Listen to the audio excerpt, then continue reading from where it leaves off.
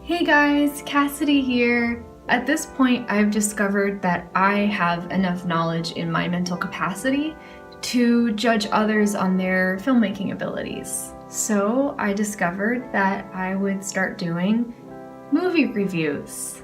This week in class, we watched Nick of Time by John Badham, starring Johnny Depp. And one of my personal favorites, at least, Christopher Walken, actually. This film was done in real-time structure, which means that the real time stays with the whole structure of the film. So if what happens to the character is an hour and a half, then we experience an hour and a half of movie. This film incapacitates and captivates you with the dramatic suspense and tension that never seems to cease throughout the entire cinematic journey of the film. It was quite inspiring for me, actually, as a filmmaker, to watch this. Essentially, what happens without spoilers is that this guy, who's Johnny Depp, his daughter gets captured by these really bad guys, Christopher Walken actually, and they say, if you don't kill this woman within like an hour and a half or whatever it was, then like your daughter's gonna get killed. And it's like super scary for everyone involved. And so I don't want to give any more spoilers than that, but basically it follows his journey throughout the journey of trying to kill the woman who's running for governor in California, and it's just basically him trying not to kill her and trying not to get his daughter, to be killed. And it's funny because I actually related personally to the main character, Gene Walker, more than I even related to Christopher Walken's character, despite Christopher Walken being one of my favorite actors of all time.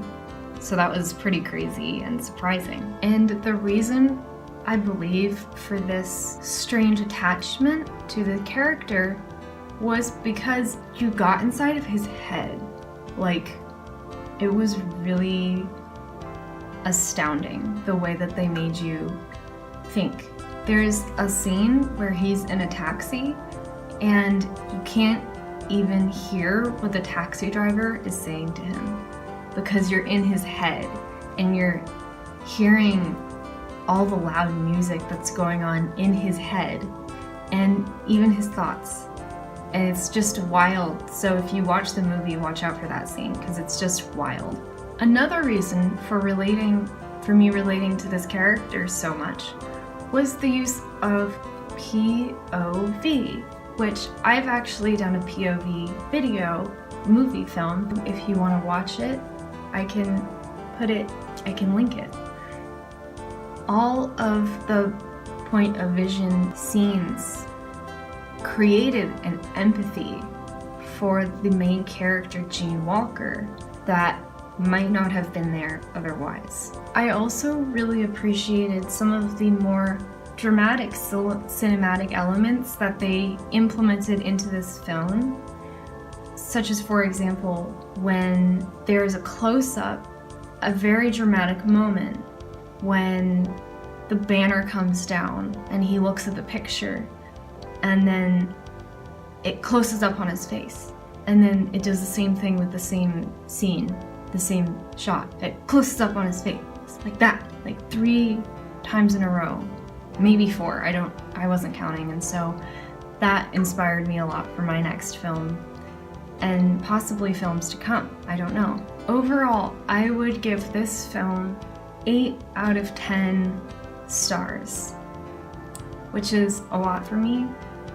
So it was a pretty good movie. Also, I just really want to give a shout out to Christopher Walken. Honestly, his performance was the most compelling performance I've seen, not in my life, but in a very long time. So just shout out to Christopher Walken. Alright guys, well, that's it for this movie review. Just let me know if you liked it, because I watch movies like all the time, so I could just like review them and stuff, because I know that I have the knowledge now to do so. So let me know your opinions on it, and if you want to, you should subscribe to my channel and give this video a thumbs up, because you can't give my channel a thumbs up. And that's it. Thanks so much for watching. Okay, bye.